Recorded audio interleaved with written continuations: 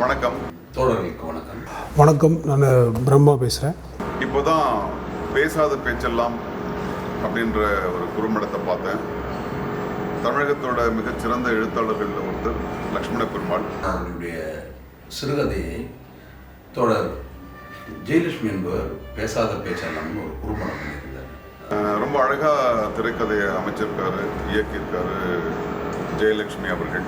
ஒரு பெண்ணுடைய உள்ளாடை பற்றிய ஒரு திரைப்படம் அது.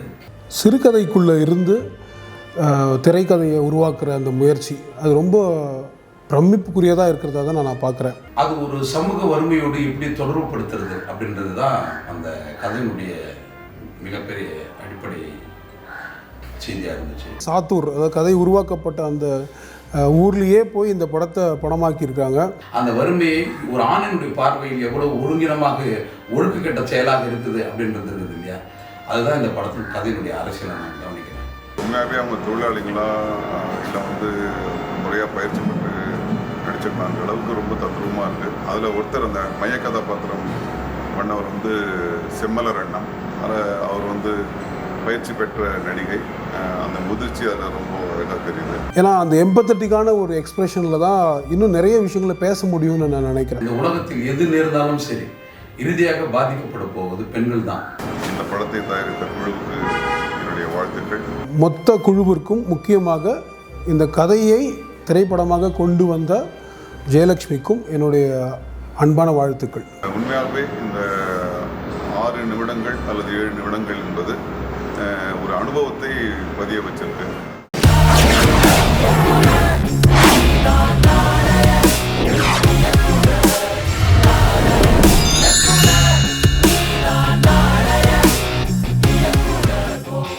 Let's welcome Jayalakshmi onto the stage, please.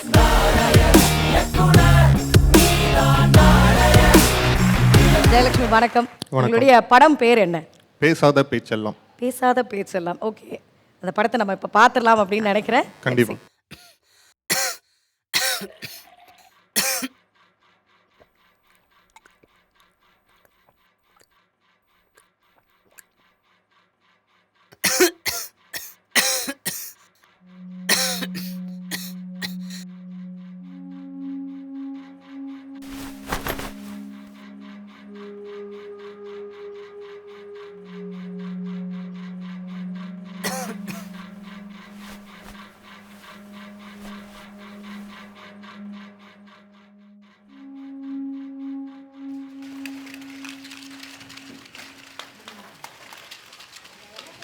Pandiyamma, Pandi, என்ன பிரம பிடிச்சாப்புல உட்காந்துருக்க?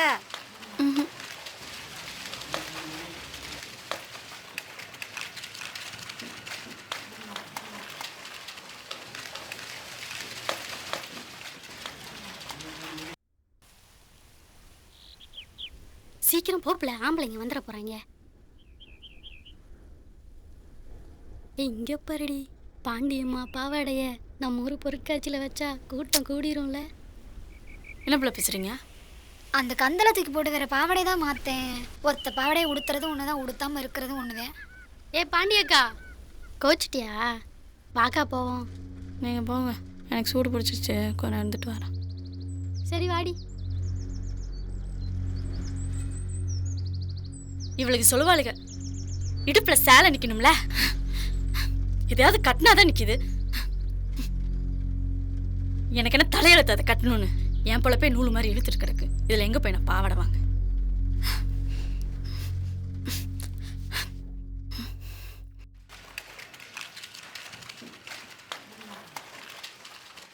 ஏண்டி பொண்ணுக்கு பார்க்க எவ்வளோ நேரமாடி? முதல்ல மூக்கு சிந்துடி குழந்தைக்கு.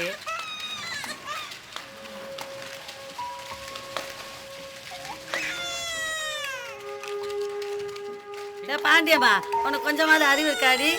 பாவாடை வச்சு தொடடி, மூக்கு புண்ணாயிர போகுது குழந்தைக்கு. பாண்டி பாவாடையாண்டி. மணி என்னாச்சு? என்ன வேலை பார்த்துருக்க? நேரத்துக்கு வராமல் நம்ம ஊரை எடுத்துக்கிட்டு இருக்கோம். மரிமக்கா, குழந்தைக்கு மருந்து வாங்கணும். உன் கணக்கில் ஒரு 200 ரூபாய் வாங்கி தரியா? ஏன் உன் கணக்கில் கேட்க வேண்டியதானே? ஏற்கனவே பணம் வாங்கிட்டேன், நான் கேட்டால் கணக்கு கொடுக்காது. அடி போடி போயிட்டேக்காரி, இந்த பிச்சைக்கார வெயிட்டே நீ கேட்க சொல்கிற? குச்சி கம்மியாக இருக்கு, போ ஒழுங்கா வேலையை பாரு.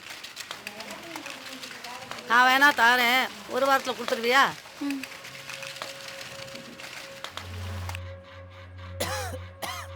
மூக்கமக்கா சொல்லுது இருக்கங்குடி கோயிலுக்கு போனால் எல்லாம் சரியாயிருமா.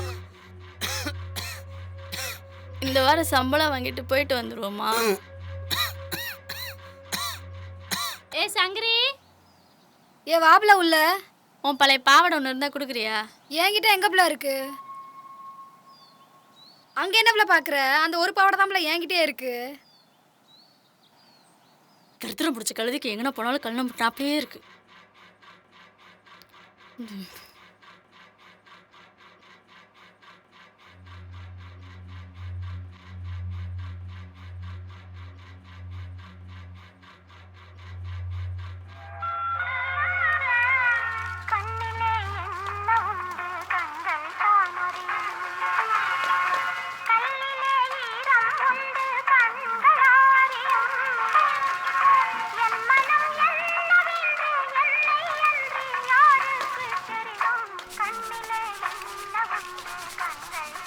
ஏண்டி நீ வரலையா?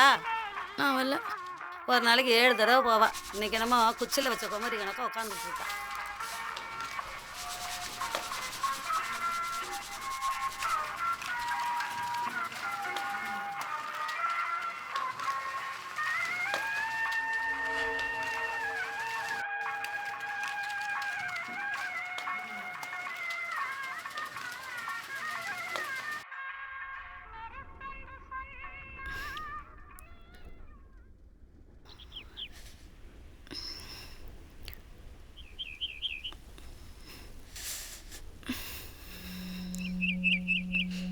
டேய், லோடு வண்டி வந்திருக்கு, எல்லாத்தையும் இறக்கி வைங்க.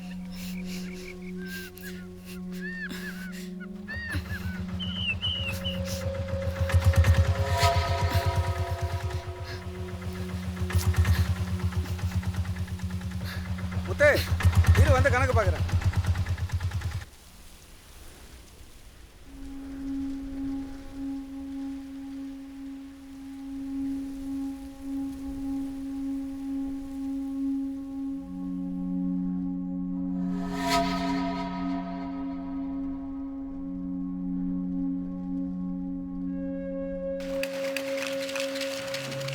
டேய், இது எந்த எடுபட்ட சிரிக்கி செஞ்ச வேலை? எந்த சிரிக்கடி? பாண்டிமா, உன் பாவாடை தானே? பாக்குறதுக்கு அப்புறம் இருந்துட்டு என்னென்ன வேலை பார்த்திருக்க? எவன்டி அவன்?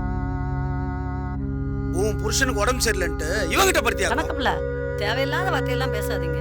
நீ என்ன வக்காலத்தா? அவ அப்படிதானே பண்ணிருக்கா? என்னடி பாக்குற? வேலையை பாருனா அலைஞ்சு சுத்துற. போடி போ. எங்க போவ? நாளைக்கு வந்து கணக்க முடிக்கணும் பாத்துக்க. கணக்க முடிக்கல அப்புறம் இருக்க எல்லாருக்கும்.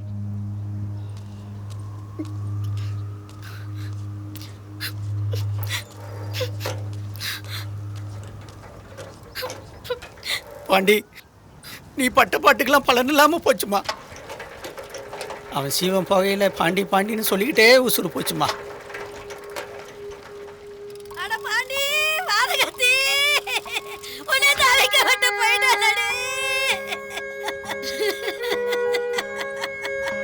ராசே, உன் பிள்ளைய பாருடா, பாருடா, உன் பிள்ளையில பாருடா. நீ போக வேண்டிய வயசானா இது.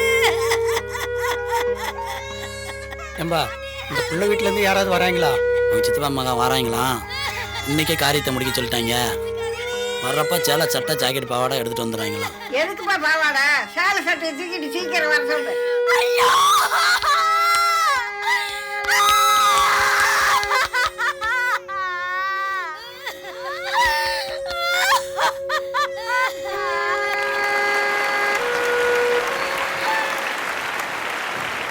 போன படத்துலையுமே அந்த சென்டிமெண்ட் கோஷன் இருந்தது அண்ட் இந்த படத்துலையுமே வந்து அது கொஞ்சம் நல்லாவே இருந்தது. அது எங்களுக்கு ரொம்ப உருக்கமாச்சு. ஸோ உங்கள் அம்மா உங்களுக்கு ரொம்ப பிடிக்குன்றது எங்களுக்கு தெரியும். ஸோ நீங்கள் உங்கள் பெயரை கூட வந்து ஜெயலக்ஷ்மி அப்படின்றது உங்கள் அம்மா பெயர் அப்படின்னு நினைக்கிறேன். ஸோ சொல்லுங்கள், உங்கள் அம்மா எந்த அளவுக்கு உங்களுக்கு பிடிக்கும்? அது எப்படி சொல்கிறதுன்னு தெரியல, ரொம்ப பிடிக்கும். அவ்வளோதான், வார்த்தையாக சொல்கிறதுக்கு உங்கள் பேரை கூட அந்த அளவுக்கு மாற்றிருக்கீங்கன்னா அவங்கள எந்த இடத்துல நீங்கள் வச்சுருக்கீங்க, அவங்களுக்கான மரியாதை நீங்கள் எவ்வளோ கொடுக்குறீங்க அப்படின்றது எங்களுக்கு தெரியுது. அவங்க இல்லைன்னா நான் இல்லை, அதை தவிர வேறு எதுவும் சொல்கிறேன். ஓகே. அம்மா படம் பார்த்தாங்களா? இன்னும் இல்லை. அம்மா படம் பார்க்கலையா? ஆக்சுவலி உங்கள் அம்மா படம் பார்த்துருக்காங்க. ஆமாம், படம் பார்த்துருக்காங்க. உங்களுக்கு ஒரு சர்ப்ரைஸ் ஆகவும் உங்களுடைய அம்மா வந்திருக்காங்க இங்கே. கருவினில் என்னை சுமந்து தெருவினில் நீ நடந்தால் தேரினில் ஊர்வலமே அம்மா. தானே நானே தானே நானோ தானே நானே தானே நானே தானே நானே. வணக்கம். நீங்கள் உங்கள் பையன் டைரக்டர் ஆகணும் தானே ஆசைப்பட்டீங்க? கண்டிப்பாக சார். அதுக்காக தானே அவருக்கு இவ்வளோ இன்வெஸ்ட் பண்ணி அவருக்காக எல்லாம் பண்ணுறீங்க. ஆமாம் சார். அப்போ நீங்கள் அழக்கூடாது, சிரிக்கணும். என்னால் முடியல சார். நீங்கள் எப்போ சிரிப்பீங்கன்னு சொல்லுங்கள். படம் நல்லா இருக்குன்னு நாங்கள் சொன்னால் சிரிப்பீங்களா? ம், அவன் இதுக்காக தான் சார் இவ்வளோ நாள் கஷ்டப்பட்டுருக்கான். அதுக்கு நல்லது தானம்மா நடந்திருக்கு. அவன் நல்ல படம் தான் பண்ணியிருக்காரு. அந்த படம் நல்லா இருக்கு, ரொம்ப அற்புதமாக பண்ணியிருக்காரு. என் வீட்டில் கூட என்கிட்ட ஒரு வார்த்தை பேச மாட்டான் சார். நானும் அவன்கிட்ட பேசினதில்லை. அவன் வேலை உண்டு அவன் உண்டுட்டு தான் இருப்பான். இவ்வளோ கஷ்டப்படுறான்னு நான் ரொம்ப வருத்தப்பட்டிருக்கேன். அவனுக்கு என்னால் ஒரு ரூபா கூட ஹெல்ப்பு கூட பண்ண முடியல. நீங்கள் ஹெல்ப்புன்னு என்னம்மா, நீங்கள் அவனை வளர்த்ததே ஹெல்ப் தானே, நீங்கள் பெற்றதே பெரிய விஷயம் இல்லை. அவனை எவ்வளவோ பேர் ரொம்ப தப்பாலாம் பேசியிருக்காங்க. சினிமாவில் போகிறான், உருப்படாமலாம் போவான்னு. அப்போ என் மனசு சொல்லியிருக்கு, என் பையன் நல்லா வருவான்னு. நான் கடவுளை தான் கூப்பிட்டு வேண்டியிருக்கேன். அதுதான் அவன் இவனை இவ்வளோ தூரம் கொண்டாந்து இந்த மேடையில் நிறுத்தியிருக்கு சார். எனக்காக வந்து அந்த ஊர் மக்கள் வந்து ரொம்ப கஷ்டப்பட்டாங்க சார். தொடர் நீங்கள் நல்லா மேலே வரணும், பண்ணுங்க, நீங்கள் கண்டிப்பாக வருவீங்க அப்படின்னு சொல்லிட்டு ரொம்ப எனக்கு ரொம்ப சப்போர்ட்டாக இருந்தாங்க. எந்த ஊர் நீங்க? நான் சேலம் சார். நீங்கள் சேலம், ஆனால் எடுத்தது வந்து சாத்தூர். சாத்தூர் எட்டயபுரம். நல்லா இருக்கு. ரொம்ப அவங்களுக்கு நான் இந்த நேரத்தில் நன்றி சொல்லிக்கிறேன் சார். ஏன்னா நேரங்காலம் பார்க்காம அந்த கை குழந்தை கூடிய 4 நாள் வந்து எனக்காக கஷ்டப்பட்டதுன்னு தான் நான் சொல்ல முடியும் சார். இந்த தருணத்தில் அவங்களுக்கு நான் எப்படி நான் நன்றி சொல்கிறதுன்னு தெரியல. எனக்கு இப்படி ஒரு வாய்ப்பு கிடைச்சா நன்றி சொல்லணும்னு நினச்சேன். சாத்தூரில் எனக்கு உதவியாக இருந்த எல்லா மக்களுக்கும் நான் நன்றி சொல்லிக்கிறேன் சார். ஸோ இப்போ ரோஹிணி மேம் கிட்ட கமெண்ட் சொல்லிடலாம். மேம், நீங்களும் நிறைய இந்த மாதிரி அம்மா ரோல்ஸ்லாம் பண்ணியிருக்கீங்க. ஸோ சொல்லுங்கள். அம்மா ரோல்ஸ் பண்ணினதில் கிடையாது, ஒரு பெண்ணா ஒரு அம்மாவா எனக்கு வந்து நீங்கள் முதல்ல அம்மா நீங்கள் ரொம்ப சந்தோஷமாக இருக்க வேண்டிய ஒரு தருணம். இந்த மாதிரியான ஒரு மேடையில் உங்கள் பையன் உங்கள் பேரை வச்சுக்கிட்டு ஒரு தன்னுடைய கெரியரையே துவங்கி இருக்கிற ஒரு பையன். எது வேணும்னாலும் எடுக்கலாம், எந்த மாதிரியான கதை வேணும்னாலும் எடுக்கலாம். ஆனால் பெண்களே சொல்லணும்னு நினைக்காத கதை இது. பெண்கள் சொல்ல வேண்டிய கதையும் கூட இது. இதை எழுதியிருக்கிறதும் வந்து ஒரு ஆண் தான் எழுதியிருக்காரு. But at the same time ஒரு ஆண் தான் இந்த மாதிரியான ஒரு கதையை எடுத்துட்டு பெண்களினுடைய ஒரு இக்கட்டான ஒரு விஷயத்தை எந்த அளவுக்கு ஆணித்தரமாக சொல்ல முடியுமோ அவ்வளோ அழகாக சொல்லியிருக்காருன்ற போது எது எடுத்து வச்சிருக்கிற முதல் அடியே ரொம்ப நல்ல விஷயமா நடந்திருக்கு அப்படின்றத நினச்சி நீங்கள் சந்தோஷப்படணும். அதே மாதிரி வந்து தோழர் அப்படின்னு சொல்லியிருக்கீங்க. தோழர்கள் எல்லாம் அப்படி தான் இருப்பாங்க. ரொம்ப நல்லா வருவான் உங்கள் பையன். சேரன் சார், உங்களுடைய கமெண்ட்ஸ் ப்ளீஸ். எடுத்துக்கிட்ட கதை, நடிக்க வச்சுருக்க விதம், அந்த கேரக்டர்ஸோட முகங்கள் எல்லாமே கிராமத்தில் எதுவுமே வந்து நீ போய் ஒரு படம் எடுத்திருக்கேன்றே தெரியல. ஏதோ ஒரு கேமரா ஒளிச்சு வச்சு எடுத்தது மாதிரி ஒரு இது இருக்குது. எல்லாரும் அவ்வளோ இயல்பாக இருக்காங்க அத்தனை பேருமே. அவங்க யாரும் நடிகர் இல்லை. அதான் நடிகர்கள் இல்லைன்றது ஒரு பெரிய ப்ளஸ்ஸு. டைலாக்கெல்லாம் கூட நிறைய இடங்களில் நீங்கள் அழகாக எழுதியிருக்கீங்க. அதாவது கண்ணு குறுகுறுன்னு ஒரு இதை பார்க்குதுன்னு சொல்கிறோம் பார்த்தீங்களா, நமக்குள்ளே ஒரு குறுத்தல் இருந்துக்கிட்டே இருக்கும். அதெல்லாம் நீங்கள் சரியாக கொண்டு வந்திருக்கீங்க எல்லா இடமுமே. முடிவு கூட எனக்கு வந்து சரியாக இருக்குது, சரியான முடிவு தான். அந்த வார்த்தை போதுமானது. நன்றி. இது யாருடைய ஷார்ட் ஸ்டோரி இது? சார், லக்ஷ்மண பெருமாள். ஆமாம், அந்த கலெக்ஷன் பார்த்தேன். இது ஃபர்ஸ்ட் வந்து உங்களோட கிரெடிட் என்னென்னா இந்த கதையை சொல்லணும்னு தேர்ந்தெடுத்தது தான் உங்களோட ஃபர்ஸ்ட் கிரெடிட்டு.